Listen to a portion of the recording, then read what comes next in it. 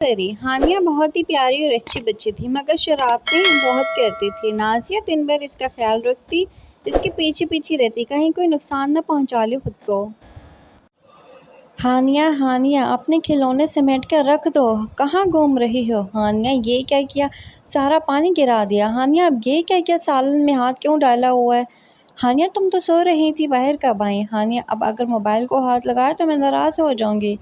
ہانیہ ہانیہ اور بس ہانیہ پورے گھر میں نازیہ اپنی 3 سال کی پیاری سی بیٹی کی شرارتیں اور اس کی پھیلائی چیزوں کو سمیٹتی رہتی۔ ہانیہ بہت ہی پیاری اور اچھی بچی تھی، مگر شرارتیں بہت کرتی تھی۔ نازیہ دن بھر اس کا خیال رکھتی تھی، اس کے پیچھے پیچھے رہتی کہ کہیں کوئی نقصان نہ پہنچا لے خود کو۔ ابھی نازیہ گھر کی صفائی کر کے چائے کا کپ ہاتھ میں لے کر بیٹھی ہی تھی کہ صحن میں کچھ گرنے کی آواز آئی۔ نازیہ دوڑ کر صحن میں گئی۔ ہانیہ میڈم نے وائپر اٹھایا ہوا تھا اور ساتھ ہی بالٹی سے پانی نکال نکال کر صحن میں پھیلا رہی تھی۔ نازیہ نے جھٹ سے ہانیہ کو گود میں اٹھا لیا اور پیار سے کہا، دادی اماں میں نے صفائی کر لی، اب آپ کس خوشی میں بارش کر رہی ہیں؟ ایسے ہی ایک دن نازیہ نے مٹر پلاؤ دسترخوان پر رکھا اور سلاد رائتہ لینے کے باورچی خانے تک چلی گئی۔ واپس آ کر دیکھا تو ہانیہ میڈم نے پلاؤ میں گلاس بھر کے پانی ڈالا ہوا تھا، جیسے کھچڑی بنائی ہوئی ہو۔ نازیہ نے گہری سانس لی اور غصہ ہضم کر گئی۔ ایک دن تو حد ہی ہو گئی، ہانیہ میڈم نے باتھ روم میں خود کو بند کر لیا۔ کچھ دیر تک تو ٹھیک رہا، مگر جب ماں کی یاد آئی تو ہانیہ نے رونا شروع کر دیا۔ اب نازیہ باتھ روم کے باہر کھڑی رو رہی تھی اور ہانیہ اندر۔ تھوڑی ہی دیر بعد ہانیہ کے بابا اسد بھی آ گئے۔ اسد نے ہانیہ کو باتوں میں لگایا اور کہا، جیسے بابا کریں آپ بھی ویسے ہی کریں۔ اسد نے پہلے دروازہ بجایا۔ کھولو ہانیہ۔ ہانیہ نے بھی دوسری طرف سے دروازہ بجایا۔ دروازہ کھولو ہانیہ۔ اسد خوش ہو گیا، کام بن گیا۔ اسد نے پھر کہا، میں کنڈی کھولتا ہوں۔ ہانیہ نے بھی یہی الفاظ دہرائے۔ اسد نے کنڈی کو آگے پیچھے کیا اور کہا، میں نے کنڈی کھول دی۔ ہانیہ نے بھی یہی جب عمل دہرایا تو واقعی کنڈی کھل گئی اور یوں نازیہ کی جان میں جان آئی۔ ہانیہ کی شرارتیں خاندان بھر میں مشہور تھیں۔ انہی شرارتوں کی وجہ سے ہانیہ سب کی لاڈلی تھی۔ آج ہانیہ کی چھوٹی پھپھو کی رخصتی تھی۔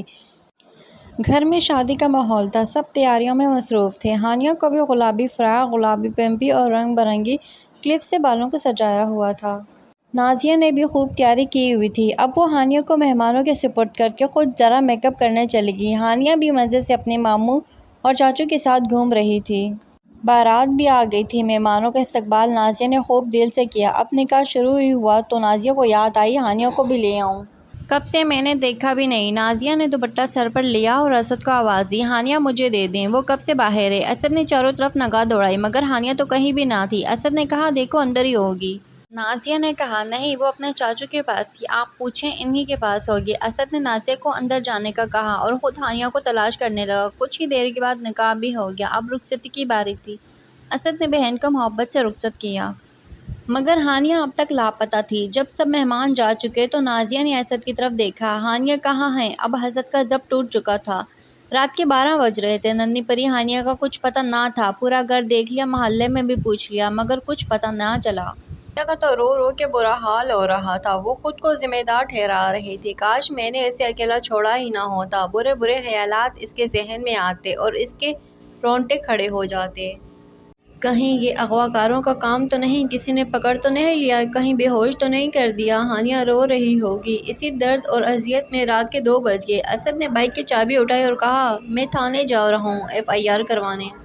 بس اب چاروں طرف اندھیرا ہی اندھیرا چھا رہا تھا۔ نازیہ جائے نماز پر بیٹھی اور پھٹ پھٹ کر رونے لگی۔ تبھی ٹیبل کے نیچے سے ننھی سی آواز آئی، مما مما۔ ہانیہ آنکھوں کو مسلتے ہوئے ماں کی گود میں بیٹھ گئی۔ اسی وقت اکثر ہانیہ بھوک سے جاگ جاتی تھی۔ مما نانا تاؤندی۔ اس آواز نے گھر والوں کے چہرے چمکا دیے۔ سب زور سے ہنسنے لگے۔ اسد نے ہانیہ کو گود میں اٹھا لیا، میڈم آپ کی آج کی شرارت نے ہماری جان نکال ہی دی تھی۔